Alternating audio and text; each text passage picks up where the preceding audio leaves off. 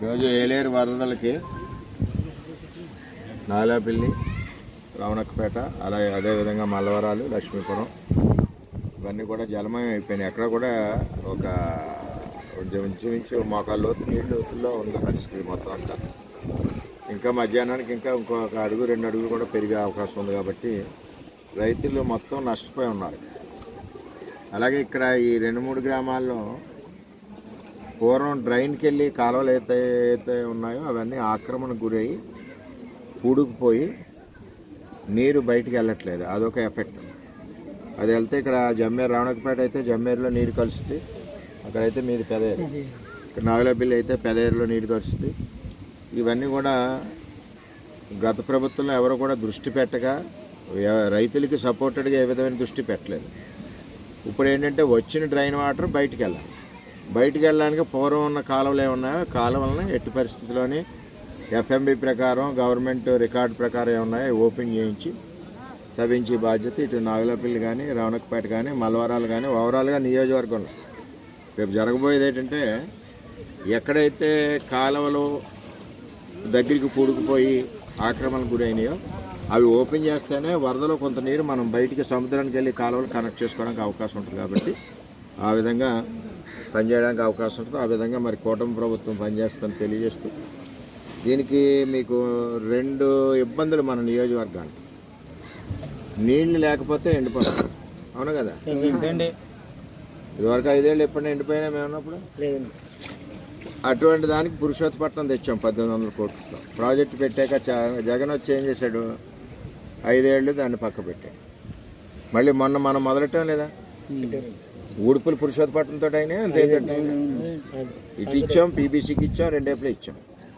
అది ఎండిపోతే నీళ్ళు ఉండాలని ఆ ప్రాజెక్ట్ చేసాం. ఆ ప్రాజెక్ట్ కూడా చంద్రబాబు నాయుడు పాదయాత్రలో ఉన్నప్పుడు ఇవన్నీ రైతులందరూ కూడా, ఈ మల్లవరం రైతులందరూ కళ్ళనీళ్ళు పెట్టుకుంటే దాని తర్వాత ప్రభుత్వం వచ్చి చేశారు. తర్వాత ఏలేరు ఆధునీకరణ, దీనికి మేము 1,00,000 సంతకాలు ఉద్యమం చేసి రాత్రింపగలు పోరాడి కలెక్టరేట్ ముట్టడి చేసి పాదయాత్రలు చేస్తే అప్పుడు లైన్లో పడ్డాయి. మన ప్రభుత్వం వచ్చాక ఏలేరు ఫేస్ 2 శుద్ధగడ్డ, కొండకాలువ, అలాగే గొరికండి ఇవన్నీ ఉన్నాయి కదా, ఇవన్నీ ఆ మోడర్నైజేషన్కి 176 కోట్లు తెచ్చాం. తెచ్చి ఇక్కడ రావణక్కపేటలోనే శంకుస్థాపన చేసాం, జ్ఞాపకం లేదు. ఆ స్టోన్ ఏమైంది, ఆ స్టోన్ కూడా వైసీపీ వాళ్ళు పడగొట్టేశారు. పడగొట్టి రివర్స్ టెండర్ పేరుతో ఆ నిధులు వచ్చిన ప్రాజెక్ట్ని, శాంక్షన్ అయిన ప్రాజెక్ట్ని, పనులు మొదలెట్టిన ప్రాజెక్ట్ని, టెండర్ అయిపోయి పనులు మొదలెట్టిన ఏలేరు ఫేస్ 2 అదే శుద్ధగడ్డ కొండగాలు ప్రాజెక్ట్ని రివర్స్ టెండర్ పేరుతో ఆపేసి స్టోన్లు కూడా పాల్గొట్టేశారు. అక్కడ అయితే తర్వాత రివర్స్ టెండర్లో దాన్ని రద్దు చేశారు. అంటే ఒక వ్యక్తి పరిపాలన ఆలోచన రైతుల కోసం ఆలోచన చేయకపోతే నష్టం ఏ విధంగా ఉంటుందంటే ఇప్పుడు కళ్ళెదురు చూస్తాం, ఈ విధంగా నష్టం ఉంటుంది. ఈ నష్టం ఉండకూడదు. రైతాంగానికి కోట్ల రూపాయల నష్టం జరిగిపోతుంది వరదలు వస్తే. అలాగే ఎండిపోతే కోట్ల రూపాయల నష్టం జరుగుతుందని దానికి పురుషోత్తపట్నం తెచ్చాం. వరదలు వస్తే పూర్తి చేయడానికి ఏలేరు ఫేస్ 2 తెచ్చాం.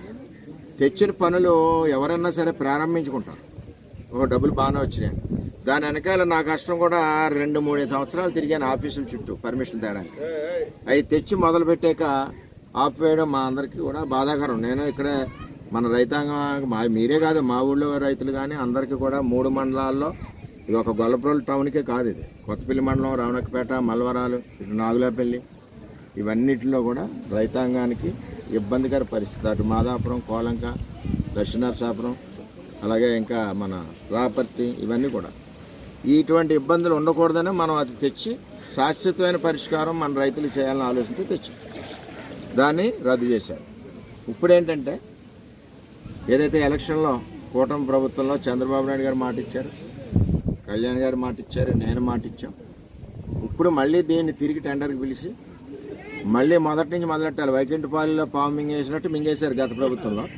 ఇప్పుడు మళ్ళీ మొదటి నుంచి పని మొదలెట్టి ఈ టర్మ్ లోపల మళ్ళీ మనకి ఇబ్బంది లేకుండా శాశ్వతంగా అన్ని గ్రామాలకి చేస్తామని చెప్పి తెలియజేస్తాం.